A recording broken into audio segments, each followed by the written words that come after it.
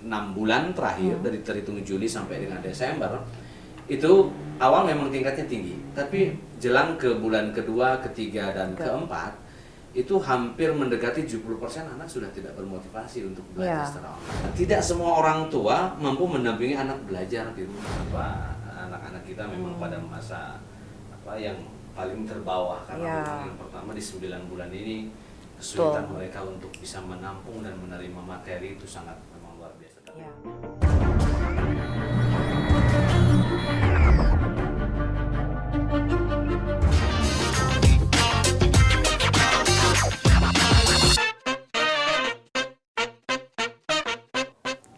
Halo teman-teman milenial, saya Iin. Kali ini channel seputar bonus demografi akan membahas sesuatu yang bikin kamu penasaran. Oke, kita akan bahas apa?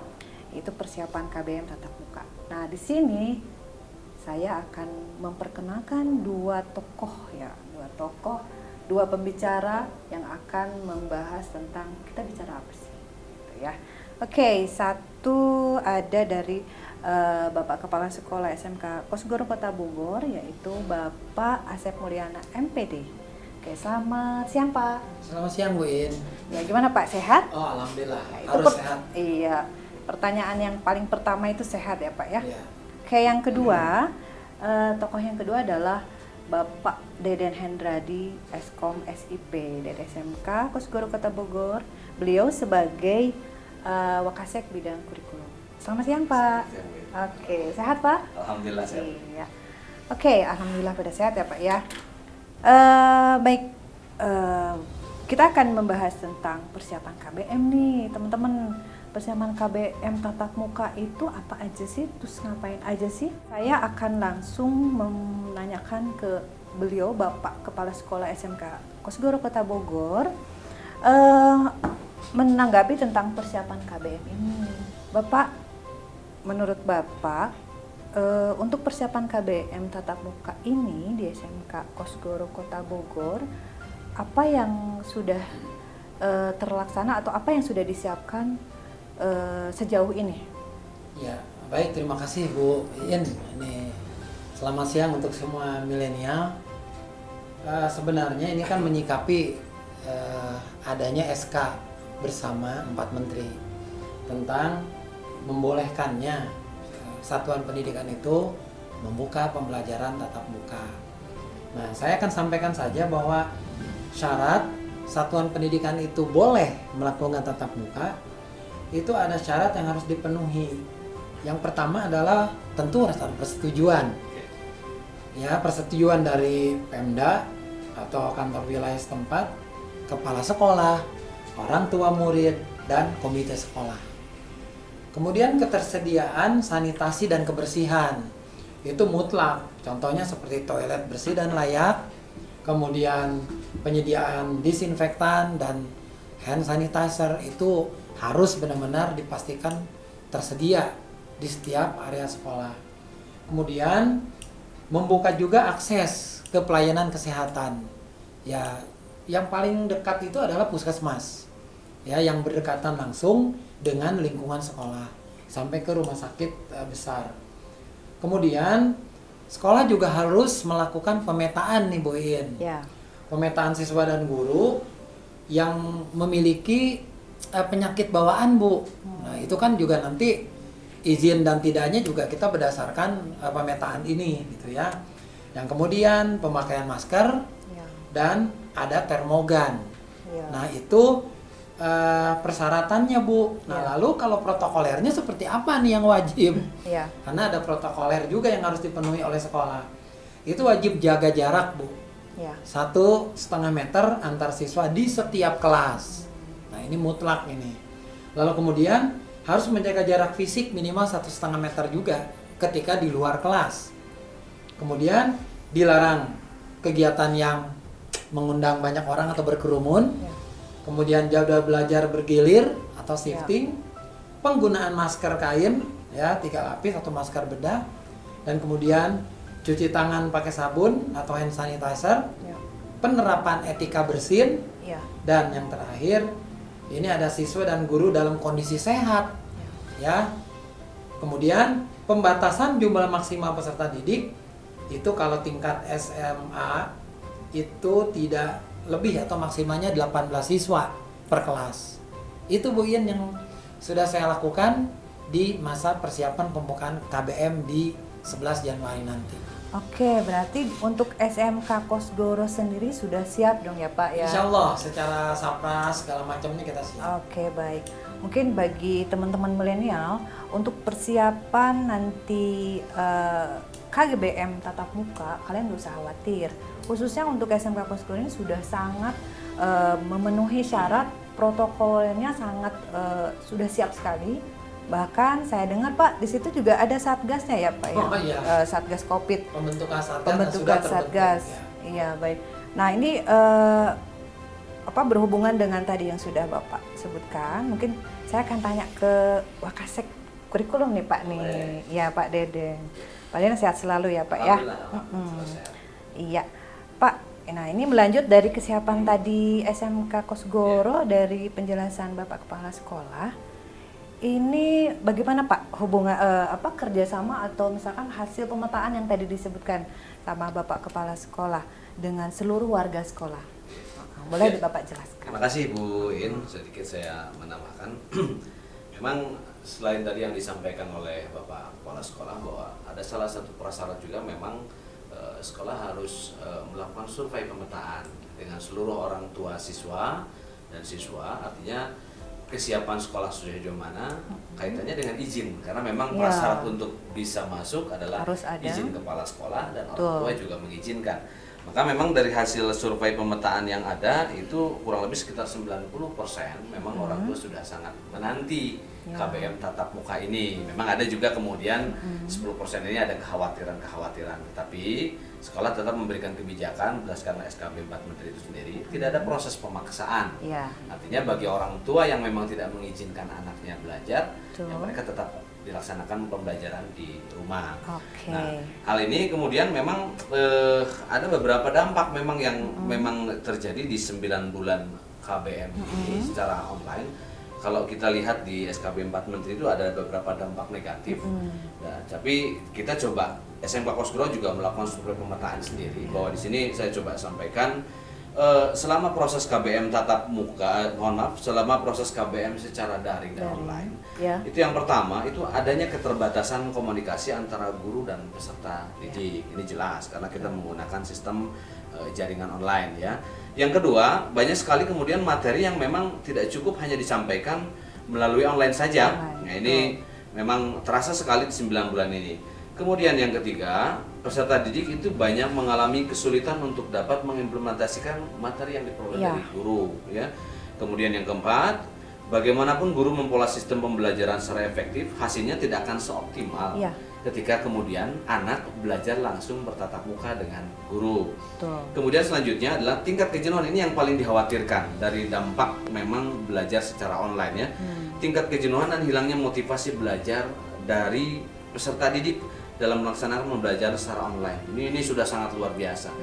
Presentasinya saya menyampaikan ini hasil survei yang dilakukan di 6 bulan terakhir dari terhitung Juli sampai dengan Desember. Itu awal memang tingkatnya tinggi, tapi jelang ke bulan kedua, ketiga dan keempat itu hampir mendekati 70% anak sudah tidak bermotivasi untuk belajar secara online. Dan itu kita rasakan betul dari tugas-tugas yang memang kita dapatkan. Yang ketiga, artinya ini yang juga menjadi kesulitan. Tidak semua orang tua mampu mendampingi anak belajar di rumah. Nah, ini yang memang kemudian memaksa kita ya Pak Kepala Sekolah bahwa memang ternyata tidak hanya di SMK Kosgoro, mungkin SMK Kosgoro sudah melakukan yang sedemikian rupa yang tadi Bapak Kepala Sekolah sampaikan bahwa kita coba melaksanakan proses KBM tapi dengan sistem yang memang kita buat sedemikian rupa tanpa mengabaikan protokol kesehatan yang ketat. Barangkali itu Bu In yang bisa kami sampaikan. Iya, betul sekali Pak Deden. Saya setuju dan saya salut ya. Dalam arti di sini SMK Kosgoro memang sudah sangat siap, bahkan kalau presentasinya 100% mungkin ya Pak ya? Ya, insya Allah. Iya, 100% sudah siap lah ya dengan segala. Iya, 99,9 ya Pak ya. Iya. Tapi di sini Pak ada satu yang mau ditanyakan sedikit saja. Menurut mungkin nanti Bapak Kepala Sekolah ataupun Bapak Deden bisa saling menjelaskan. tentang misalkan ada orang tua yang tidak mengizinkan. Bagaimana itu Pak solusinya, atau misalkan ada teknisnya atau sistem pembelajarannya seperti apa ketika ada orang tua yang tidak mengizinkan? Ya mengingat kan sekarang kondisi anak-anak tuh kok sedang sakit atau apa, itu gimana Pak untuk Ya, SMK Kosgoro sendiri? Tadi kan sudah disampaikan ya Bu In, bahwa syarat yang paling pertama itu harus ada izin. Ya. Karena kita sempurna apapun menyiapkan sampas, ketika salah satu orang tua tidak mengizinkan, Ya. kita tidak boleh memaksa. Iya. Nah kalau tadi ditanyakan gimana caranya belajar, ya tentu prosesnya kembali ke PJJ. Iya. Cuma teknisnya kan di kurikulum itu sudah diatur sedemikian rupa. Pokoknya intinya tidak boleh dipaksa, Oke. gitu. Mungkin kalau saya bisa simpulkan di sini ada 2 program ya Pak Deden ya. Artinya di sini berarti SMK Kosgoro sudah menyiapkan tentang program untuk KBM tatap muka dan juga program KBM yang daring itu tadi. Betul. Jadi ada 2 ya Pak ya. Betul. Bisa dijelaskan sedikit Pak? Baik, terima kasih. Jadi kita sudah mempersiapkan jauh-jauh hari. Jadi memang pola yang sistem yang kita terapkan ada 2 proses. Ya. Yang pertama, KBM secara tatap muka itu kita laksanakan 3 hari saja. Oh, Jadi ya. jadi ada sistem Shifting shifting ya, yang memang ya, kita ya. gunakan. Itu dalam 1 hari itu hanya 3 jam saja siswa belajar. Oh, Jadi ya. memang sangat dibuat sedemikian rupa, artinya bahwa proses interaksi itu tidak terlalu lama. Jadi tidak Betul. usah khawatir, barangkali nanti Ya. bahwa selain nanti juga kita ada ketua gugus Covid ya Pak Kepala Ya, Sekolah. Satgasnya ya. Betul, kemudian protokol kesehatan juga yang kita Ketat ketatkan ya, sekali. betul. Kedua, bahwa proses kegiatan belajar pun hanya 3 jam tanpa istirahat. Iya. Tanpa istirahat, dan itu pun hanya 3 hari siswa masuk dan 3 hari mereka belajar tetap di rumah. Oke. Nah ini dikatakan sebagai masa transisi nantinya. Oh, iya, Di masa iya. transisi ini ada kurang lebih sekitar 2 bulan ya Ya. Pak Kepala Sekolah. 2 bulan kita laksanakan. Apabila kemudian di 2 bulan ini masa transisi memang tidak ada Tidak. hal yang kita khawatirkan, Ya. mungkin nanti akan meningkat ke proses masa adaptasi Oh, baru. iya. Begitu seperti itu. Sudah sangat jelas dong ya. Situ sudah Pak Deden tadi sudah menjelaskan tentang teknisnya ya kan. Terus kemudian tentang pemotaannya di seluruh warga. Artinya ada beberapa pihak yang sudah kerjasama atau misalkan sudah link, sudah nyambung. Enggak hanya sekolah saja. Tadi Bapak Pascal ya Pak ya tadi sudah menjelaskan tentang kita ada pihak kesehatan atau dinas kesehatan juga di situ ya kan Pak. Ya. Dari lingkungan sekitar juga, terutama yang SMK Kosgoro kan ada di pemukiman ya Pak ya. Ya. Ada perizinan juga. Jadi kalian nggak usah khawatir ketika misalnya KBM itu siap.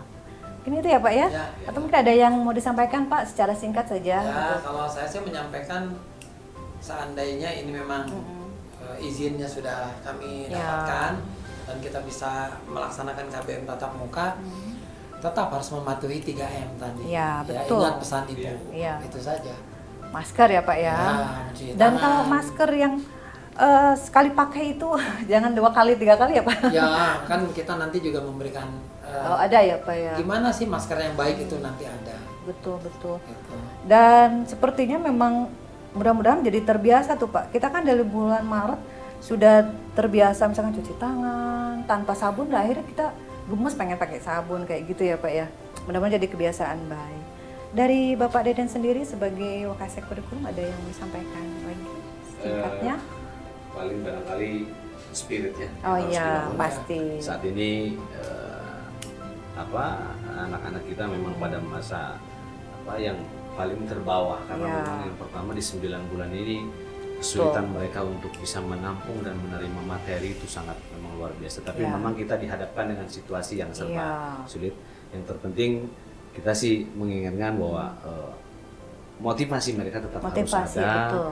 Juga artinya bahwa ini ada jadi suatu pengalaman yang terbaik bahwa bukan menjadi sebuah istilahnya Pak Kepala Sekolah itu lebih Momen yang jadi ketakutan, ya. ketakutan, tapi artinya bahwa ini harus menjadi sebuah adaptasi Ya, kebiasaan adaptasi, baru, betul, ya. betul. Barangkali itu Bu ya. Iya betul, sangat setuju saya. Jadi lebih kepada spirit ya, spirit kemudian motivasi siswa bahwa bukan hal yang menakutkan lagi ketika nanti tanggal 11 insya Allah ya Tanggal 11 Januari kita akan tatap muka lagi dan kalian harus sudah siap, terutama siap fisik dan mental. Oke, sepertinya Bapak Kepala Sekolah dan Bapak Deden, kita kayaknya udah banyak nih, udah banyak sudah cukup sangat lengkap ini untuk keterangan mengenai persiapan SMK Koskoro gitu ya. Oke, teman-teman milenial, untuk channel seputar bonus demografi kali ini saya tutupkan dengan terima kasih. Oke, dah, assalamualaikum.